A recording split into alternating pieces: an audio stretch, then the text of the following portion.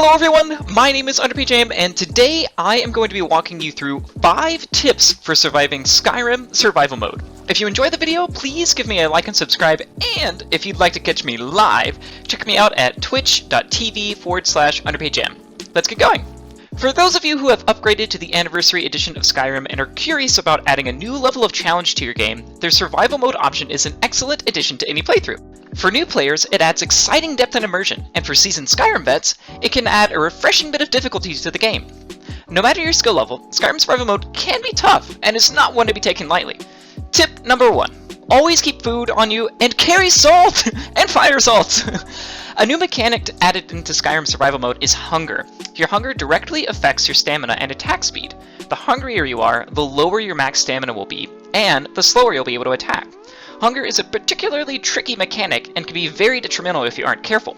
Getting lost in a dungeon with an empty stomach surrounded by Draugr overlords is not a pleasant ordeal. In Skyrim Survival Mode, there are actually 6 different forms of hunger, each with their own positive and negative effects. You can either be well-fed, satisfied, peckish, hungry, famished, or starving.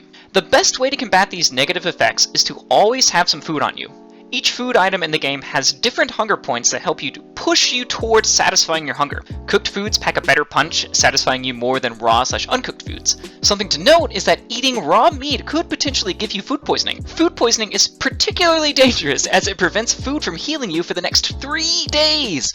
This effect also makes your magicka and stamina regenerate 50% slower.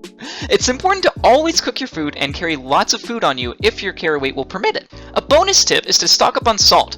Before playing with Survival Mode activated, I had never taken advantage of the cooking mechanic in Skyrim. Cooking is now an essential part of my gameplay, and one key thing to note is that most recipes require salt for you to cook. The heavier and heartier meals like Horker loaves or potato soup all require salt in order to cook. So, stock up on food and stock up on salt before heading out into the wild. Another bonus tip is to keep stock of fire salts. We're going to talk about warmth here in just a sec. But a lot of the foods that you can cook require fire salts in order for them to have this little added heat bonus to them. So some of the soups that you can eat will actually warm your character up. So it's important to always carry fire salts on you as well. Little bonus tip. Tip number 2, stay warm and watch your health. I can't tell you how many times I have died to Skyrim Survival Mode, or honestly any Elder Scrolls games in general, because I wasn't paying attention to my health. Unlike normal Skyrim, Skyrim Survival Mode prevents your health from regenerating over time.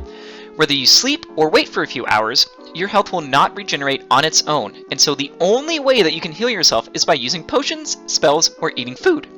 This new mechanic might be the most difficult because it's very easy to get in the habit of dipping whenever a battle gets too hot, and just waiting for time to heal your wounds. You can't do that in Survival Mode, so you must constantly be aware of your health. On top of that, your health is directly impacted by your warmth. Similar to the hunger mechanic, the colder you are, the less your max health will be, so it's important to be mindful of your warmth. On top of that, you can actually freeze to death if you aren't too careful, so always be mindful of your warmth. You can warm up by standing next to a fire, moving indoors, eating some hot soup, or carrying a torch, although the torch doesn't help all that much. Tip number 3, gather camping supplies. Camping gives the Dragonborn a huge leg up in the world. You can craft a campsite at any forge, assuming you have 1 piece of leather and 3 pieces of firewood. Camping allows the Dragonborn to build a fire to escape the cold in a pinch, or take a nap in their trusty tent when their eyes get too heavy to keep open. By carrying a campsite on you, you can save yourself from a sticky situation, so head into town and gather the necessary resources to build a campsite before heading out into the wild. Tip number 4. Purchase a horse! You can kiss fast travel goodbye in Skyrim Survival Mode.